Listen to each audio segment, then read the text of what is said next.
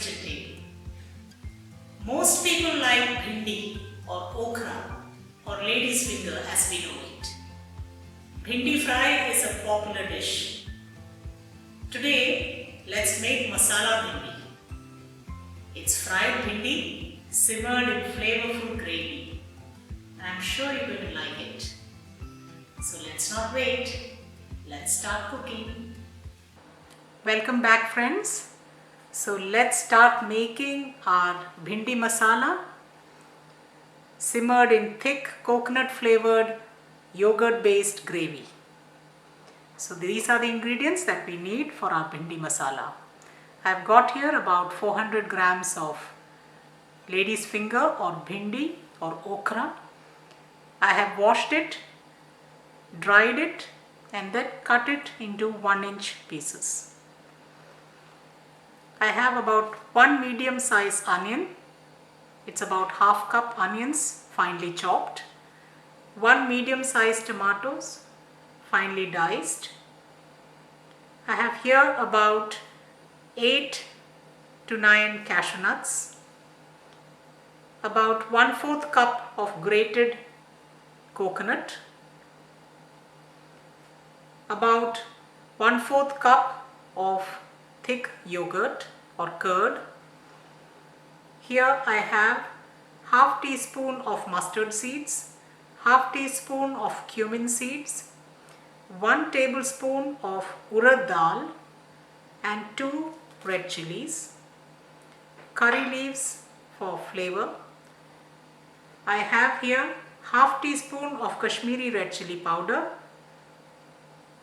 half tablespoon of coriander powder, that is about 1.5 teaspoons of coriander powder, and 1/4 teaspoon of turmeric powder. We need oil and salt in the process of cooking. We'll make a fine paste of the coconut and the cashew nuts, putting them in the blender together, and we'll also whisk the curd separately. So let's start making our Bhindi Masala. We've kept the pot on the fire, it's hot.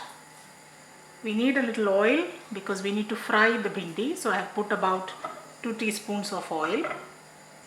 You could deep fry the bhindi as well, but I prefer to do it like this. The oil is hot, so we add the bhindi into the pot. We're going to fry the bhindi on high flame till it turns brown. Keep stirring the bhindi because we don't want it to burn from one side. Then of course leave it for some time till it fries. The bhindi has been frying in the pan for about 8 minutes or so.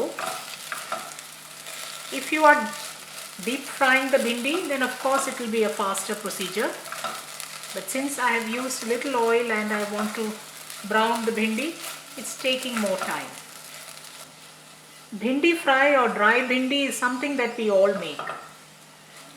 Now this is Bhindi Masala, that is your fried bhindi in some flavorful gravy.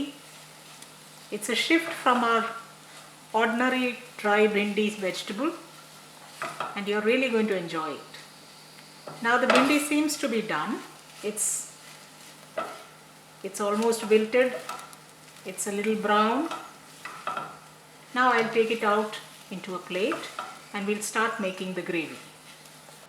I've taken out the bhindi into a plate, and in the same pot I'll add about a teaspoon of oil. The pot is hot, so I'll drop in the red chilies, the mustard seeds, the cumin seeds, and the Urad Dal, and let it splutter. Our Urad Dal is turning into a light golden brown color and nice flavor is coming out. I add the curry leaves, give it a quick stir, and at this point we'll add the onions and mix it well. As you can see in the pot, the urad dal is a nice golden brown color. Our onions have been frying for about 5 minutes on medium fire. You can see that it's changed color.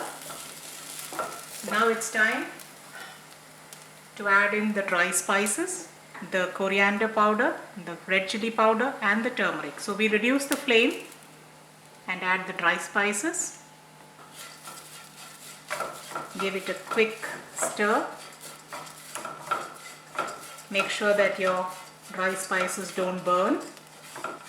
The moment we feel that the raw smell has disappeared, we'll add our tomatoes. As soon as we add our tomatoes, we'll add the salt. That will help the tomatoes to cook fast. I'm adding about a little over 1 teaspoon of salt. We can check for the seasoning later and add if we need. Giving it a good stir, we'll now close the pot and allow the tomatoes to cook and the oil to separate.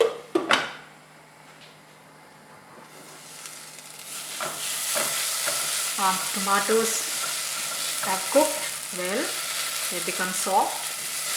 The oil has surfaced.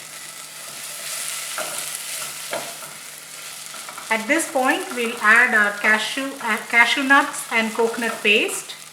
We are going to add it to our gravy.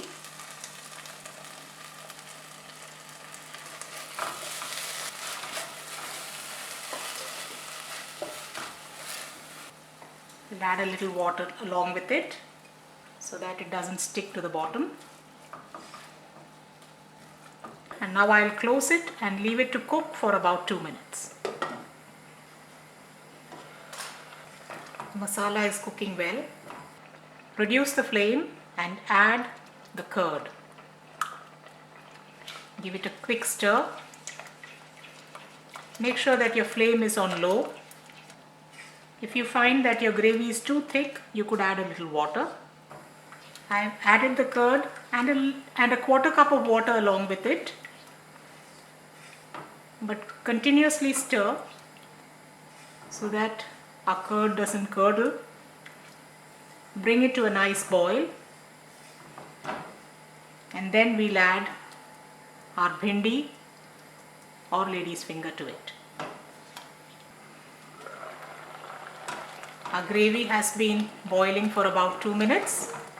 I have mixed it occasionally. It looks nice and thick and creamy. And now it's time to add our bhindi to it. So I'm adding the fried bhindis to the gravy. Bhindi is one vegetable that most people like. And it can be made in different ways. And I must say this is one very delicious dish of bhindi. The fried bhindi in this gravy will take in all the masala, and for that we will leave it on low fire with our pot closed for about 2 to 3 minutes. It smells delicious.